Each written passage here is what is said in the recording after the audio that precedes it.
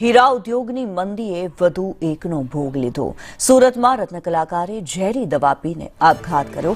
આર્થિક સંકળામણમાં ભરત કથિરિયાએ આપઘાત કર્યો છે। મંદીના કારણે રત્નકલાકાર માનસિક તણાવમાં હતો। કાપોદ્રા પોલીસે ગુનો નોંધી વધુ તપાસ હાથ ધરી।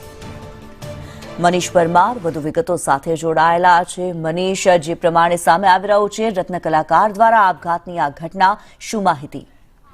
जी बिल्कुल बात करिए तो જે રીતના અત્યારે હીરામાં ભયંકર મંદી ચાલી રહી છે અને રત્નકલાકારો બેકાર બન્યા છે, ત્યારે હવે રત્નકલાકારોની ધીરજ છે તે ખૂટતી હોય તેવું લાગી રહ્યું છે। કારણ કે વધુ એક રત્નકલાકાર ભરત કથિરિયા છે, તેને ઝેરી દવા ઘટકાવીને આત્મહત્યા કરી લીધી છે। જ્યારે પોલીસ દ્વારા આ જે પરિવારનું નિવેદન લેવામાં આવ્યું હતું, ત્યારે પોલીસે નિવેદનમાં જણાવ્યું હતું કે ભરતભાઈ કથિરિયા રત્નકલાકાર હતા અને વર્ષોથી તે હીરા સાથે સંકળાયેલા હતા, પરંતુ કેટલાક વર્ષથી તેમને કામ નહીં મળતા આર્થિક મંદીનો શિકાર બન્યા હતા અને માનસિક તણાવમાં રહેતા હતા। તેથી જ આ પગલું ભર્યું હતું। હાલ તમામ મામલે જે કાપોદ્રા પોલીસે અકસ્માત મોતનો ગુનો નોંધીને વધુ તપાસ હાથ ધરી છે। મહત્વની વાત એ છે કે અત્યાર સુધીમાં 60 જેટલા રત્નકલાકારોએ આર્થિક મંદીના કારણે આત્મહત્યા કરી લીધી છે। જે પ્રમાણે રત્નકલાકારોની સ્થિતિ કફોડી બની છે અને અત્યારે જે મંદી ચાલી રહી છે, ઇતિહાસમાં સૌથી મોટી મંદી હોય તેવું જે નિષ્ણાતો કહી રહ્યા છે। કારણ કે આવી મંદી ક્યારેય નથી જોઈ, જેથી હવે રત્નકલાકારો બેકાર બનતા જે આ રીતનું પગલું ભરી રહ્યા છે।